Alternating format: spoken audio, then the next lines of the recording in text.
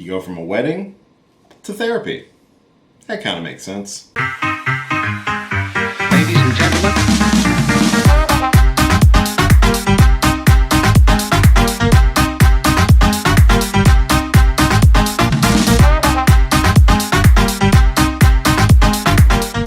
Hey, what's going on, everybody? It's your boy Will, and we are back again to talk about 2 episodes of Marvel's She-Hulk, Attorney at Law. This is going to be covering episodes 6 and 7 of She-Hulk. This will be a spoiler review because I will be talking about some of the spoilery things that dropped during the episodes. So if you have not watched the episodes, make sure that you pause this video, go watch these wonderfully funny episodes, and then come back and hear my overall thoughts on said episodes. If you are new to the channel and this is your first time checking me out, hi. I'm Will, and I'm a big gay nerd. Yeah, that's the basics of what you need to know about me. I do movie reviews, trailer reactions, I do some gaming, I do some drinking, but it's usually all wrapped around geekiness, and if you're into that sort of thing, subscribe to the channel. I'd love to get to know you. I'm trying to make the channel, I don't know, I'm trying to do something. I'm trying to do something with my life. But yeah, if you're into this sort of geeky stuff, subscribe to the channel. I post weekly, and I talk about a variety of different things, so subscribe, like it, share it around the internet. All that fun stuff. But let's talk about these 2 episodes of She-Hulk, shall we? So, episode 6, it is actually a self-contained wedding episode that Jen gracefully points out at the beginning of the episode, because we all know that everybody was probably expecting something to do with Daredevil after the tease that we got of his helmet in episode 5. I'm not surprised. I thought it was funny, especially how she's like, yes, it's a self-contained wedding episode, and if you think this is happening at an inconvenient time in the season, you're right, because that's how weddings always are. But no, this is it's a wedding for a friend that Jen has been thrown into the bridal party with.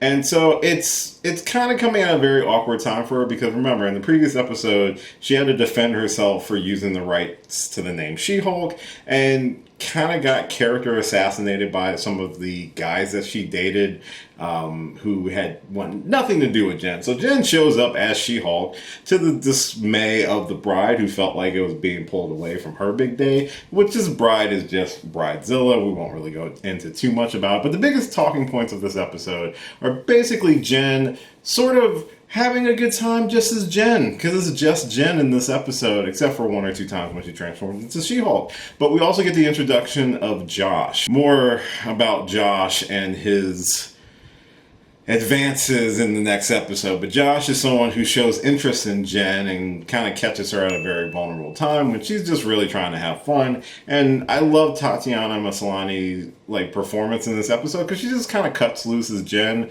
She's obviously has to deal with a disgruntled bride, and not only that, she has to deal with Titania showing up, trying to get revenge for taking the name from her and stuff like that, which is just hilarious how bad she gets beat in this episode, especially towards the end of the wedding. There's also a B storyline in this episode with Madison, who was the co-worker of Jen's who helped defend her to try to get her name rights back, and Nikki partnering up on a divorce case involving Mr. Immortal, who, if you don't know who Mr. Immortal is, he's a very obscure hero from the Great Lakes Avengers. That group of Avengers in the comics were basically a comedy group. I mean, this also includes Squirrel Girl. So he has been leaving his spouses by just killing himself and assuming new identities, which is not good, even though however much he wants to call himself a good guy.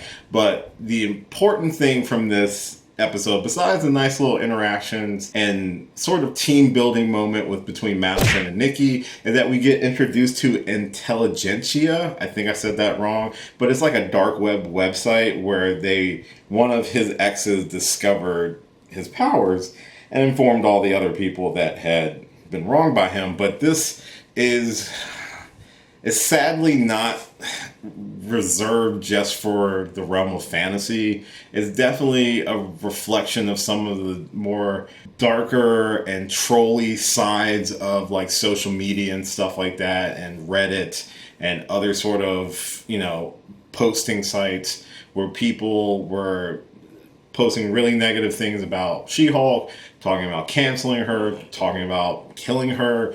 And this kind of puts Nikki in an awkward situation where she wants to tell Jen, but Madison doesn't because she doesn't want to empower these trolls. But Nikki, well, she tells her, but over voicemail, basically. That episode does end with Jen and Josh bonding and are also being watched by a group who seem to be the same group who was responsible for sending the wrecking crew after Jen, want obviously her blood, and are still in plans of trying to get it. But I really liked that episode 6 as a wedding episode. It was a lot of fun. The absurdity of the wedding, again, it's an awkward situation for Jen to be in, but she's slowly, leaning more into her She-Hulk side, but at the same token, not necessarily spending enough time with her Jen side, which is starting to cause definite imbalance with her in terms of her personality. And it makes it easier for her to find comfort in Josh as being someone who has shown interest in just her being Jen. That interest, unfortunately, is not necessarily genuine. Which brings us to episode 7, entitled The Retreat, where we see Jen going to check on Emil Blonsky, aka Tim Roth, aka Abomination. You know the guy. He was in episode 2 and 3. We talked about it. You can go check out that video here. But before she has to go check up on Blonsky, she does spend some quality time with Josh, who...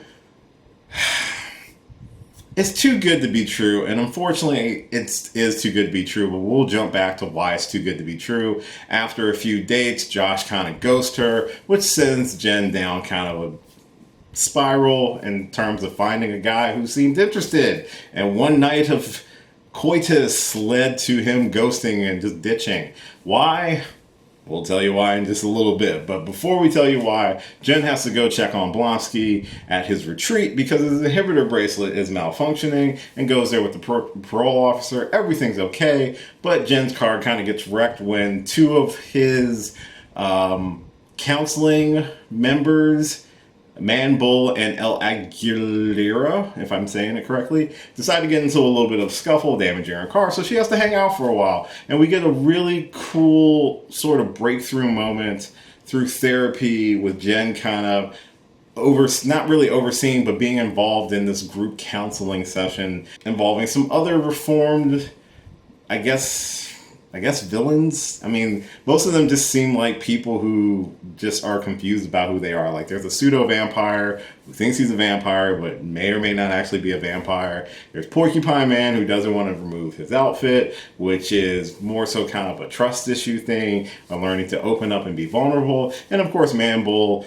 and El Aguilera have beef with each other, but it's really more about codependency because one is a matador, one is a bull, and they kind of act like an old married couple. It's actually really funny to see these interactions. But everything gets thrown out of the window when Wrecker shows up as one of the people at this retreat, and Jen immediately wants to break his face for obvious reasons, but it turned into a character deconstruction for Jen. Between being ghosted by Josh and feeling like how She-Hulk is the friend in high school that everyone loves and who kind of takes the spotlight away from Jen, it's something Jen still hasn't come to terms with because she is both individuals in this instance. And we finally get to see a breakthrough with her needing to spend more time with Jen, needing to show herself that Jen has worth, Jen has value. Remember, the last few episodes have really been kind of a character assassination for Jen. Guys aren't interested with her. Her job only wants her as She-Hulk. Her parents seem more interested in her new powers and stuff like that. Same with her cousin, who just wants to exploit it. Same with Titania, who wants the She-Hulk name.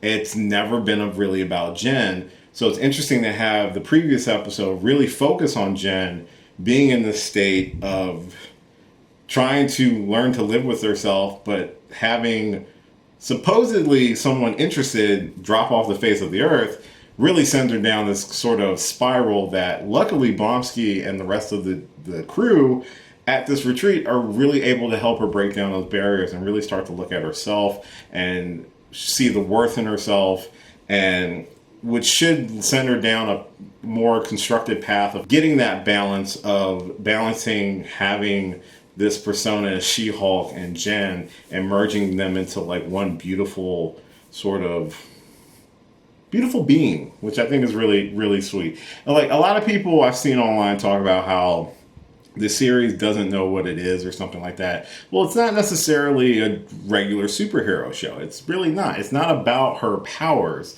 It's really more so about the person and learning how to cope with the powers. It is about trying to find inner peace and balance with who you are as a person. Because remember, before she got powers, Jen was very confident in her abilities. She knew exactly what she wanted to be. She knew exactly what she wanted out of her life. And then the powers came along, and now she has to find a way to balance the powers and all that comes with the powers, like people deceiving her, trying to get her blood that Bruce warned her about at the very beginning. Coupling that with trying to find out where does Jen fit in and where does She-Hulk fit in. That's what the series is really about, and that's something that's really interesting to watch. And it uses the fourth wall breaking, the comedy, to kind of to make it entertaining, make it fun, and just crazy and wacky, but there is a story being told there. Yes, there's a bigger overarching story that they're trying to tell with the whole who's behind trying to get her blood, stuff like that. That's fine and all. I don't know if it's balancing super well, but I'm still enjoying it with what we're getting.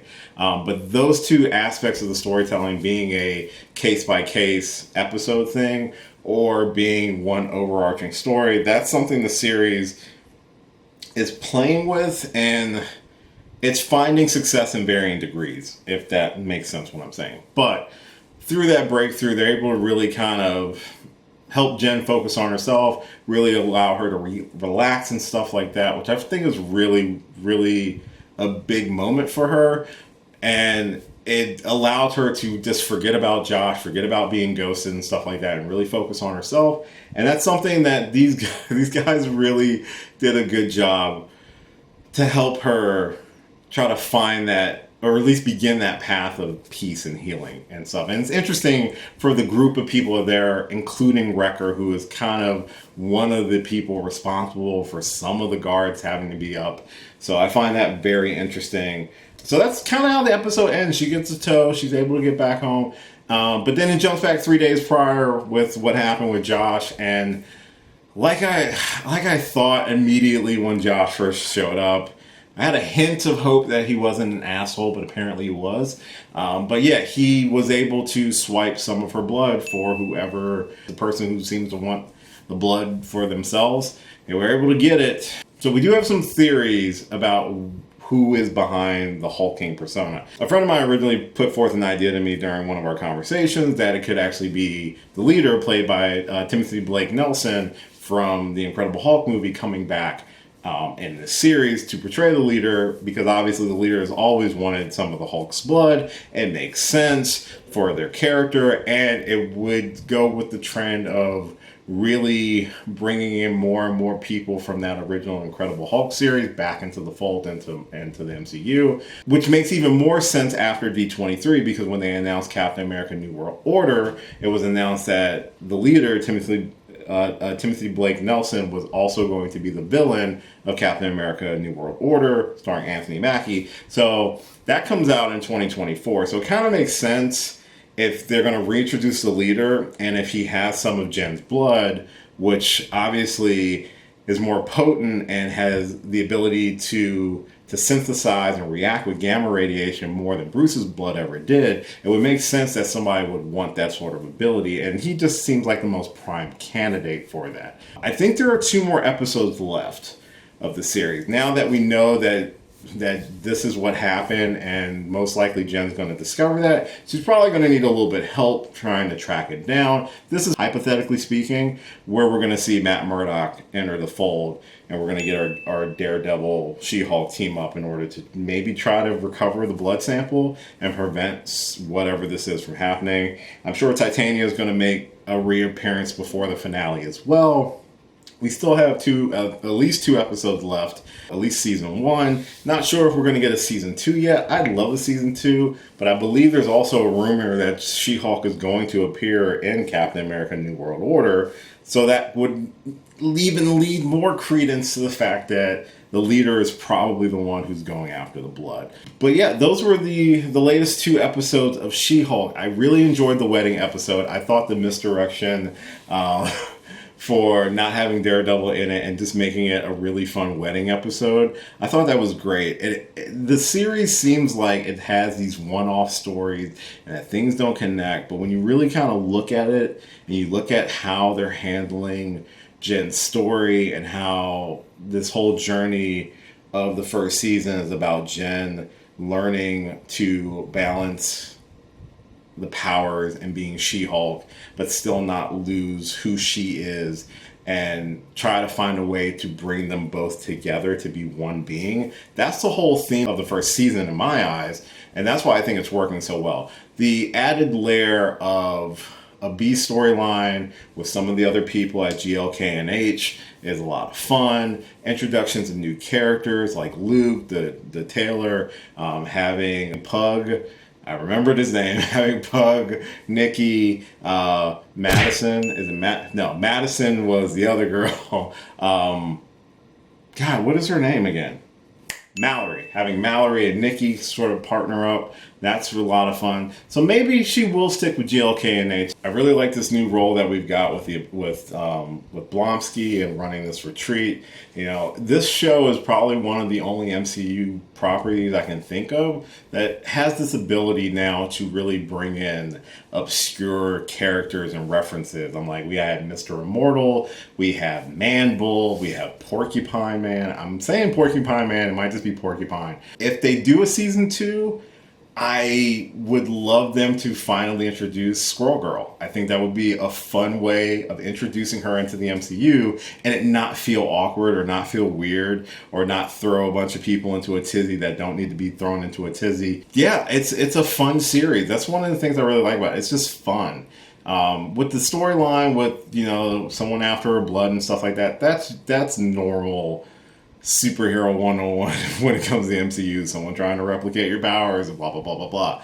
But I like how that's kind of a backstory to the story of her, of Jen, finding this new balance with this new side of herself and trying to know that there's worth in being Jen as well as worth as being She-Hulk. Like, they kind of go together. And I think that's what we're going to see at the end of the first season is her, you know, completely realized and stuff like that. I think that's going to be awesome. I think that's going to be really cool and a good way to end the first season. I really hope we get a season 2, especially if the next 2 episodes are going to be the last 2 episodes of the season. I'd love to see her in more stuff. Obviously, if they're going to have her in Captain America 4, that's a good place to start. She could make a brief cameo in Daredevil Born Again, since that's going to have like 18 episodes, so that makes sense to have a 1 or 2 episode team up with them again. I think that would be a lot of fun. And I really hope we get to season 2. So I'm looking forward to I'm assuming the final 2 episodes of this first season, and I will be back to talk about them as I have all of the episodes this season so far. So that is my spoiler review and a little bit of a rambling off the cuff for episodes 6 and 7 of She-Hulk, Attorney at Law. Let me know your thoughts in the comments down below. As always, thank you so much for checking out this and all my videos. I really do appreciate it. I'm trying to kind of get back onto a regular groove sort of thing. It's been kind of a hectic few weeks. Some, you know, personal things, some depression, little things like that. Bouncing back. We just had a hurricane, so everything's good here. Didn't lose power, so we're okay. You can follow me on a lot of different social media platforms listed at the end of this video. I do have a lot of videos on this channel right now. You're more than welcome to check out. I hope you check them out. Hope you comment. Hope you like them. Hope you share them around. Do all that stuff and then some. Subscribe to the channel as well. I will be back for some Halloween stuff, hopefully. Probably wrap in the hubby with it, like I did last year. So we'll see. Keep an eye out. I will be doing Andor reviews, but they will be in 3s. So I just posted the first 3 episodes. Episode 4 just dropped. So we still have 5 and 6, and then I will do a 4, 5, and 6 episode coming up. Like, share, subscribe, all that fun stuff. And as always, until next time, I will catch you later. Hey, thanks for watching this video. If you did like this video, why not give me a thumbs up and share it with your friends? You can subscribe to the channel by clicking on my gorgeous little face right over there. You can follow me on all the various social media platforms right below. And last but certainly not least, if you've got a few extra minutes, why not check out one of the lovely videos floating right over here. Later.